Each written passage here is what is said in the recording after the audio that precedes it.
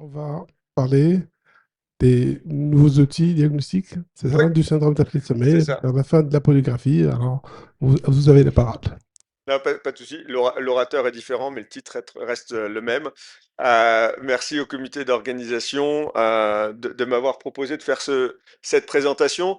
Et donc, c'est un titre qui est un petit peu provocateur vers la fin de la polygraphie. Et donc, je sais pas comment je vais répondre à la fin. Et peut-être qu'on fera un sondage à la fin pour voir un petit peu votre avis si vous pensez que la polygraphie est terminée. Alors, d'abord, je vous présente mes conflits d'intérêts qui sont beaucoup avec des prestataires et des fabricants de matériel.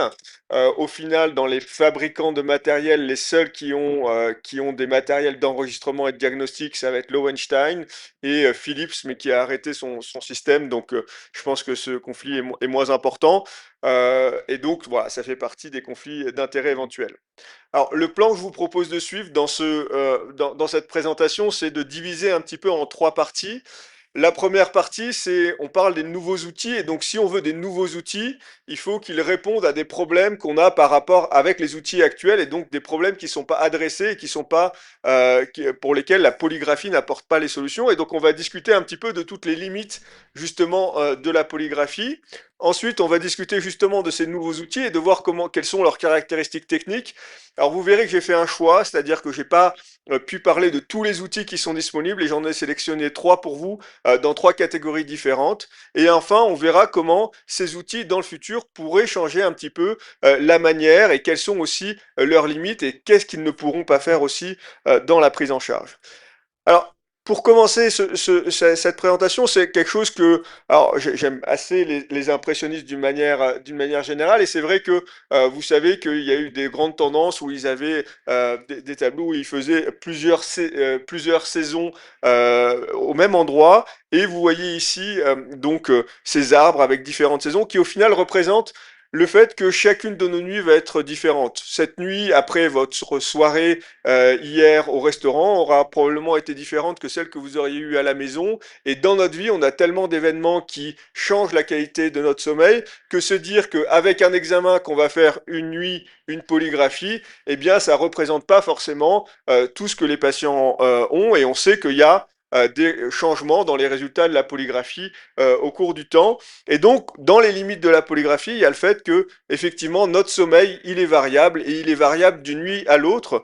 Et donc là, pour étayer ça, plutôt que par des tableaux, je vous montre cette étude qui a été faite avec un bandeau Dream. Le bandeau Dream, alors malheureusement n'est plus la boîte a fait faillite, mais c'était un bandeau qu'on mettait juste sur la tête et qui vous donnait un EEG et qui permettait justement comme ça d'avoir une statification du sommeil, une analyse du sommeil assez précise. Et donc dans cette étude, ils ont pris plusieurs centaines de patients et ils leur ont mis le bandeau pendant plusieurs nuits pour justement voir comment changer leur sommeil et avoir des données objectives de ce qu'on sait de manière générale. Et donc vous voyez qu'il y a certains éléments qui ne changent pas trop, par exemple l'efficience du sommeil, et par contre il y en a d'autres qui vont beaucoup varier, et notamment la wake after sleep onset, le sleep onset latency, qui sont les moments où on va s'endormir, etc. Dans ce qu'on voit aussi, c'est qu'on va aussi avoir une variation dans les micro-réveils et que donc on peut avoir des variations dans la stabilité du sommeil entre différents paramètres. Et puis bah, tous les parents dans cette salle savent bien que quand les gamins sont malades, on dort un petit peu moins bien. Et donc ça va créer comme ça des perturbations du sommeil. Et donc ça alimente l'hypothèse que faire une polygraphie chez un patient, eh bien ça va être une donnée qui va être extrêmement limitée et pas forcément représentative. Et donc on peut se poser la question de est-ce que c'est un outil fiable pour justement diagnostiquer le syndrome d'apnée du sommeil.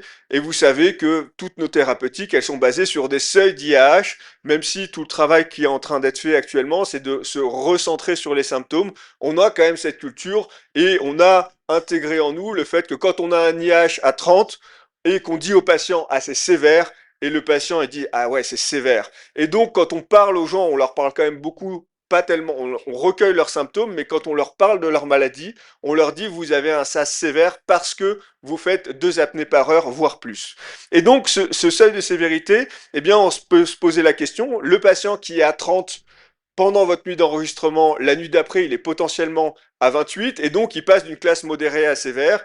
Et ça, ce travail, il a été fait par les collègues, notamment de Grenoble, où ils ont pris 160 patients, chez lesquels ils ont mis un dispositif de mesure de l'index d'apnée-hypopnée, qui est un des nouveaux dispositifs dont on va parler tout à l'heure, et ils ont mesuré pendant 3 nuits, et ils ont mesuré un petit peu la répétabilité de la classification de la maladie selon qu'on compare les différentes nuits. Alors, dans les éléments rassurants, vous voyez que dans les stades sévères, eh bien, il y a plus de la moitié des patients qui restent dans les stades sévères, et donc on se trompe pas trop. Dans les stades où il n'y a pas d'apnée, eh bien là aussi, on est à plus de 60% de bornes de reproductibilité. Et puis, bah, par contre, vous voyez que d'une nuit à l'autre, vous avez des changements d'étage de classe de sévère à modéré, voire parfois des patients qui vont passer dans une forme un peu plus légère. Et donc ça, quand on regarde un petit peu les détails de l'analyse, eh bien ça va dépendre beaucoup de la profondeur du sommeil, et donc notamment de la durée de sommeil lent profond. Et on sait notamment que le sommeil lent profond est plutôt protecteur des événements obstructifs. Et ça va aussi dépendre un petit peu de la position de la tête. Et on sait bien que le SAS est positionnel, et que donc même probablement avec vos oreillers, si vous avez 3 oreillers et que vous dormez le cou complètement penché, vous aurez probablement un peu plus d'obstruction. Donc ça, c'est un élément que les nouveaux dispositifs peuvent nous apporter, et donc ça, c'est intéressant. Après, un des problèmes qu'on va avoir, c'est que si on fait 4 nuits d'examen, 5 nuits d'examen, on pourrait se confronter avec la polygraphie, hein. Vous pouvez laisser un polygraphe pendant 5 jours à un patient, c'est pas un problème. Le problème, c'est que derrière, il va falloir lire ces 5 nuits. Donc ça, c'est une image générée par intelligence artificielle. Vous voyez que les courbes de polygraphie sont pas tout à fait exactes, donc on ne sera pas encore remplacé.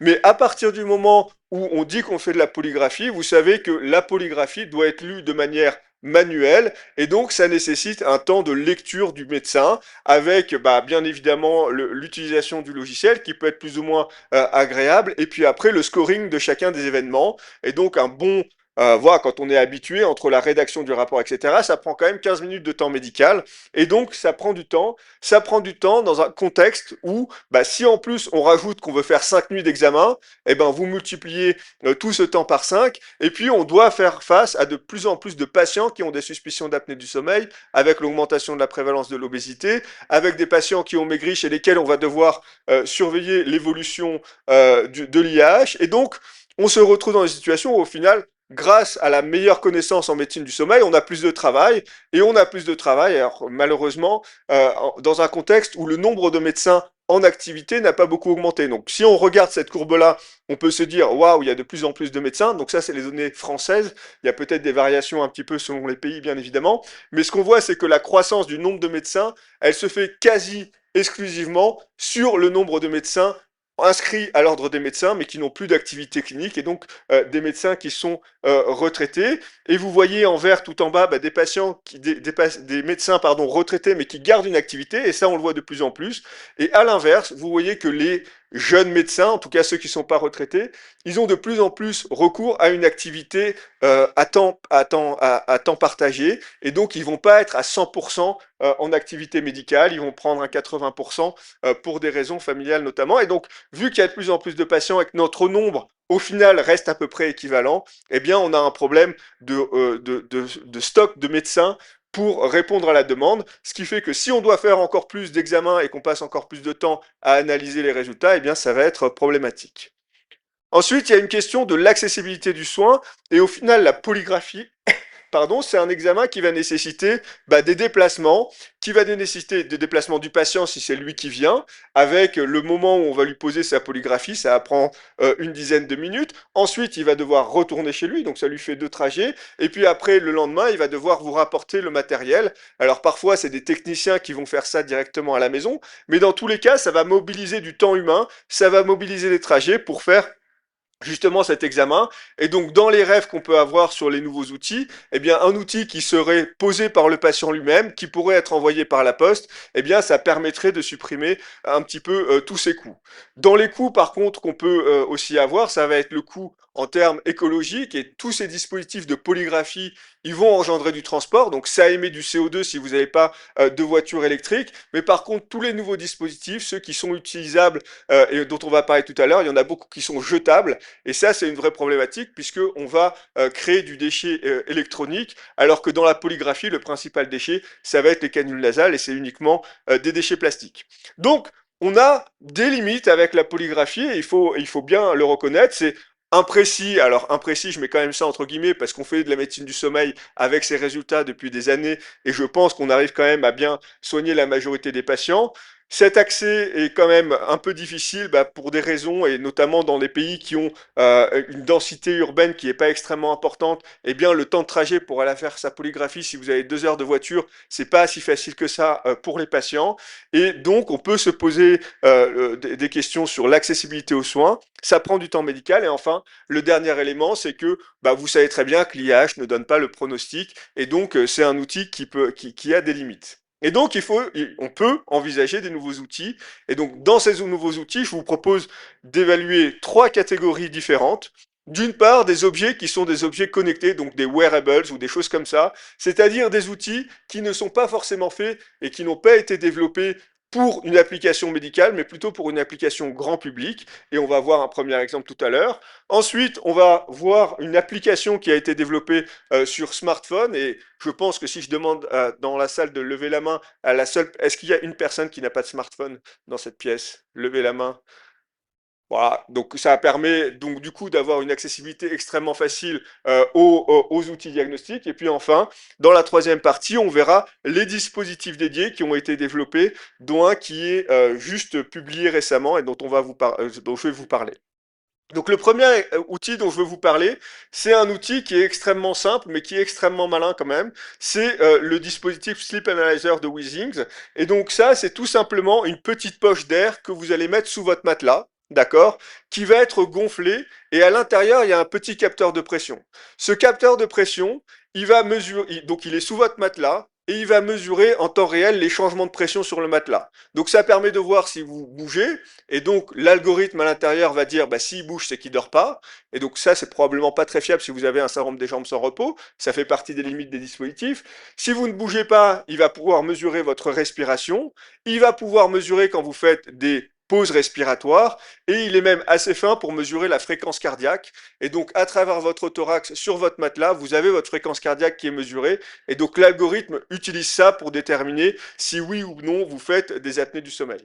Donc ça, c'est un dispositif qui a été développé par Withings il y a maintenant quelques années, qui a été validé contre polysomnographie avec des résultats qui, vous voyez, vous permettent de relativement bien classifier les patients comparativement à une polysomnographie.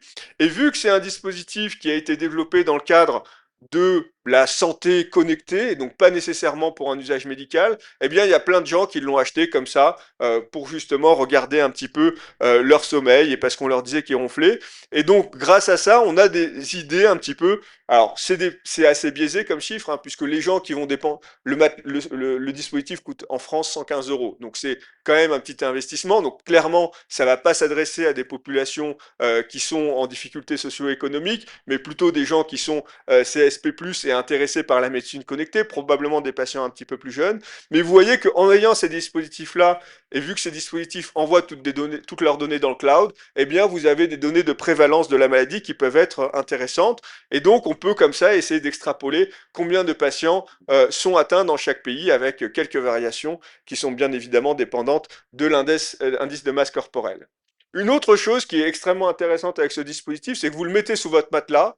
Alors, comme d'habitude, vous avez acheté un objet connecté, vous allez vous en servir pendant une semaine, vous allez regarder votre qualité du sommeil et puis après, vous allez un peu oublier. Mais le gros intérêt de ce truc-là, c'est que vous l'avez laissé brancher et que donc, toutes les nuits, il va regarder comment vous allez respirer, votre qualité de sommeil, et donc il va pouvoir envoyer dans le cloud de Withings le résultat de l'IAH. Et donc, quand on utilise ces données, eh bien, on peut regarder à des larges échelles, sur plusieurs centaines de milliers de patients, comment évolue l'IAH en fonction des jours de la semaine. Et donc ça, c'est un travail qui a été publié l'an dernier, et donc c'était le Social OSA, et en gros, bien, vous voyez que le samedi soir, il y a une augmentation du risque relatif d'avoir un IAH supérieur à 30, Pourquoi on a cette augmentation? Bah, probablement par les comportements sociaux et la consommation d'alcool ou d'irritants type tabac qui vont créer de l'inflammation des voies aériennes et vous faire changer de stade. Et donc, si vous faites la polygraphie le samedi, vous avez un syndrome d'apnée du sommeil sévère. Si vous la faites le mardi, vous n'avez strictement rien. Et donc, c'est intéressant de voir ça. L'autre chose que ça permet de voir, c'est justement d'avoir des informations sur comment évolue alors avec l'alcoolisation, mais aussi avec des choses qui sont un peu plus génériques et un peu plus discutées en ce moment, qui est le réchauffement climatique. Et vous voyez que quand on regarde en Europe les vagues de chaleur, eh bien on voit que quand il y a une augmentation de plus de 2 degrés de la température par rapport à 5 jours précédemment, eh bien la prévalence du syndrome d'apnée du sommeil augmente de 3%. C'est pas énorme, bien évidemment, mais si on se projette un petit peu dans l'évolution des températures, eh bien effectivement on peut se poser la question d'une moins bonne qualité du sommeil. Et vous savez que quand il fait chaud, on a aussi d'autres paramètres qui vont influer l'IAH et notamment le sommeil qui va être beaucoup plus fragmenté. Donc ça, c'est pour la partie dispositif. Ces dispositifs ne permettent pas et n'ont pas comme ambition de permettre une prescription de PPC, bien évidemment, mais ça vous donne des informations intéressantes. Et personnellement, moi, je m'en sers pour les patients qui sont, alors pareil, hein, qui ont les moyens de se payer ce dispositif, qui sont assez jeunes, assez connectés, et qui sont dans des IH qui sont en général modérés, mais qui sont avec un surpoids. Et donc, je leur demande en général d'avoir ce dispositif. Et je leur dis, bah, tant que vous êtes dans des bonnes dispositions pondérales et que vous voyez que quand vous êtes à 90 kilos, eh bien, vous avez plus d'apnée, eh bien, surveillez ça. Et quand vous voyez que votre poids échappe, eh bien, quand est-ce qu'il faudra me consulter? Eh bien, quand vous avez des symptômes, d'une part, mais si vous avez du mal à lire vos symptômes, bah, si l'appareil vous dit que vous commencez à avoir 15-30 apnées, eh bien, à ce moment-là, ça vaut le coup qu'on refasse un point médical. L'autre outil qui a été développé, et donc c'est l'application Apnéal. Donc l'application Apnéal, c'est une application sur les smartphones qui marche avec tous les smartphones. Alors sur la photo, vous voyez le petit téléphone qui est dans la poche du patient. Vos smartphones, vous savez qu'ils savent tout de votre vie, hein. Ils ont des accéléromètres, ils ont le microphone. Donc en gros, quand vous avez votre smartphone, les données de votre vie sont assez facilement enregistrées. Ça compte le nombre de pas. Et en le gardant sur votre poitrine pendant la nuit, grâce à une petite ceinture que vous allez avoir, eh bien vous allez avoir, grâce à l'accéléromètre du téléphone, les mouvements de respiration et vous allez pouvoir distinguer les apnées. Et donc ça, c'est un dispositif qui est en cours de validation. Donc il y a Justine Frija qui est la première auteure de ce travail qui a vraiment posé un petit peu les bases de la validité du dispositif, qui a fait une étude là à large échelle au sein en France et dont les résultats sont, je peux pas vous les présenter parce qu'elle a soumis le papier, mais en tout cas les résultats se murmurent, sont excellents et donc ça pourrait être un outil qui sera facilement accessible puisque là la seule chose dont vous avez besoin c'est d'un smartphone, d'une application et comme ça vous pouvez vous tester. Ce dispositif là par contre c'est pas comme le dispositif Wheezing, vous n'allez pas pouvoir vous en servir tous les jours parce qu'il faudra garder le téléphone pendant la nuit et que les téléphones on aime bien les charger pendant la nuit pour pouvoir tenir la journée de travail. Autre dispositif qui a été développé ces dernières années, c'est le capteur de mouvement mandibulaire. Donc, beaucoup d'entre vous connaissent le JAWAC, hein, qui est un dispositif où on mesurait un petit peu la distance. Eh bien, la technologie a un petit peu évolué. Et vous voyez ici sur le petit mannequin, la petite forme de papillon, c'est un dispositif qu'on colle sous le menton. On colle ça sous le menton et après, il va y avoir une analyse en continu pardon, sur le cloud des mouvements mandibulaires, des mouvements d'accélérométrie, de la position également, et on va également pouvoir renseigner des symptômes, et donc l'application recueille beaucoup de symptômes, et ça a été montré comme étant assez bien corrélé avec les résultats d'une polysomnographie. Donc ça, sur une étude de validation d'à peu près d'une centaine de patients en France et en Belgique, où vous voyez que les performances diagnostiques sont relativement bonne, ce d'autant que derrière vous avez les symptômes pour vous renseigner. Ce qui a conduit à la conduite d'une étude. Alors c'est une étude qui vient tout juste d'être publiée, donc je pense que vous avez la chance d'être parmi les premiers à pouvoir la voir puisqu'elle n'est pas encore référencée dans PubMed. Donc c'est Jean-Louis Pépin qui a coordonné ce travail qui a été mené en France, qui a inclus plus de 800 patients. Et donc cette étude-là, elle a été faite pour essayer de valider l'utilité de ce dispositif pour justement voir un petit peu le diagnostic, le parcours de soins des patients. Et donc c'est une étude qui a certaines limites, hein. C'est une étude où on compare le diagnostic avec un dispositif qu'on vous envoie par la poste et que vous allez coller et toute l'analyse sera faite en automatique versus une polysomnographie. sachant que si on avait comparé avec une polygraphie, ce qui est plutôt le standard de soins, ça aurait probablement un petit peu changé les résultats.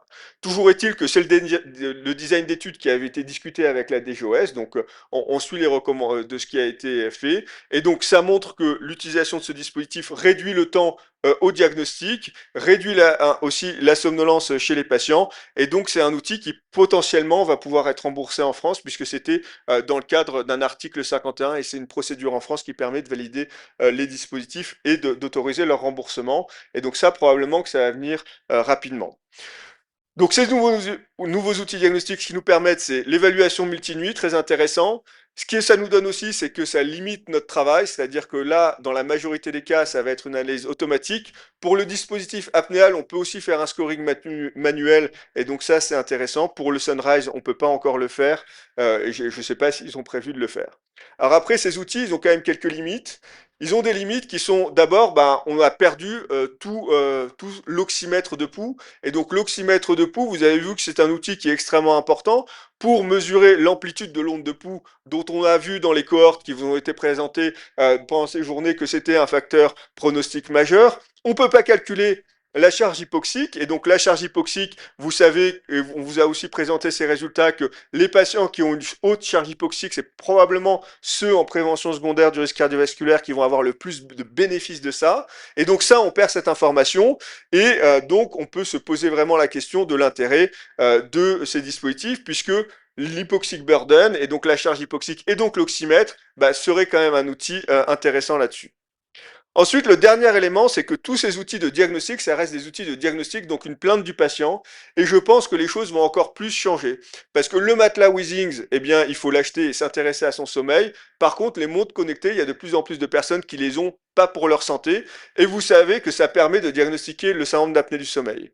Et donc, je vais vous partager une information très personnelle, qui est mon index d'événements résiduels, mon index d'événements heureusement pas résiduel parce que j'ai pas de PPC pour l'instant, avec calculé par ma montre, et vous voyez que là, il y a quelques semaines, j'ai eu un gros rhume, et pendant mon gros rhume, eh bien, j'ai eu une élévation de mes perturbations respiratoires, et je peux vous dire que je dormais très mal, mais que heureusement maintenant, ça va beaucoup mieux. Mais au fur et à mesure que je vais prendre de l'âge, au fur et à mesure que je vais prendre du poids, eh bien, progressivement, ça risque de monter, et à un moment, je vais recevoir une notification de ma montre qui vous dit attention, on a remarqué que depuis 1 à 2 semaines, vous faisiez des apnées. Et donc à ce moment-là, ça va créer de la consultation. Et donc à ce moment-là, j'irai voir mon collègue et lui dire tu veux pas me faire une polygraphie. Et donc il restera de la place pour la polygraphie. Il en restera si on se dit qu'il faut rester à voir et s'il faut rester à faire des polygraphies. Parce que ça, c'est la question des symptômes dont on a beaucoup discuté avec le professeur Trépizure. C'est si vous avez ce patient-là qui vient en consultation, qui ronfle dans la salle d'attente et qui a tous les symptômes qui sont évocateurs, est-ce que vous avez vraiment besoin d'une polygraphie? La réponse est oui, parce que vous voulez avoir un remboursement pour le patient, en tout cas en France, et qu'il faut cet examen. Mais en réalité, une simple oxymétrie ou rien du tout, ça vous permettrait vous pourriez avoir une bonne certitude clinique. Vous voyez ses amygdales, elles sont énormes, sa filière est petite, il ronfle comme c'est pas possible, sa femme dit qu'il fait des apnées toutes les 2 secondes, il n'y a pas de doute sur le fait qu'il va bénéficier d'un traitement par PPC. Et donc, pour conclure un tout petit peu en retard, quelles sont la place de ces nouveaux outils? Eh bien, au final, je pense que pour les patients qui ont des symptômes typiques, qui ont vraiment toutes les cases qui sont cochées, peut-être qu'on ira jusqu'à un extrême qui n'est pas d'examen, mais si on a toujours besoin d'un examen pour se rassurer, je pense qu'il faudra aller vers le moins cher et le plus simple. Et donc là, il y aura peut-être une place pour ces dispositifs. Ça ne veut pas dire qu'on n'aura plus besoin de faire des polygraphies parce que bah, il y aura des patients qui seront dans cette catégorie de symptômes typiques avec un examen, pas d'examen ou examen pas cher, et ils vont pas supporter la PPC. Là, on va vouloir vraiment se poser la question de est-ce que j'avais vraiment un vrai syndrome d'apnée du sommeil? Ensuite, vous allez toujours faire des examens du sommeil chez des patients qui ont des symptômes atypiques ou qui sont à haut risque parce que vous voulez voir l'hypoxic burden dans votre décision thérapeutique. Et il y aura toujours de la place pareillement pour la polysomnographie, pour les comorbidités, les insomniaques, etc. Et pour les patients qui ont de la somnolence résiduelle sous PPC, dont on a vu. Donc pour conclure, les nouveaux outils sont clairement intéressants. Ils ont des limites qui sont pas toutes, voilà, apnéales, et le Sunrise ne permettent pas de mesurer l'hypoxic burden, et donc je pense qu'il restera toujours une place par la polygraphie. Et donc, si Delec ne va pas me capturer à la fin de ce topo, et merci de votre attention. Merci, docteur Maxime Patou, pour cette excellente mise à jour un peu des nouvelles pistes technologiques par rapport à cela. Donc, on va se tourner à la salle pour savoir s'il y a des questions à poser. Oui, deux questions.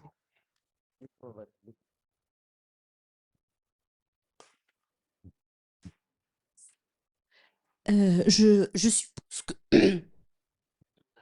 je suppose que la prescription de la PPC ne peut pas être faite par l'appareillage, par ces appareils. Alors, en Et, tout cas, aujourd'hui, non.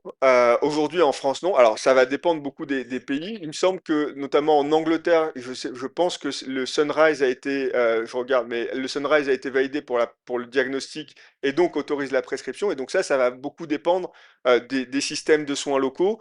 Et donc, dans certains pays, ça va être autorisé. Apnéal, ils sont encore un peu trop tôt dans leur développement pour avoir ces autorisations.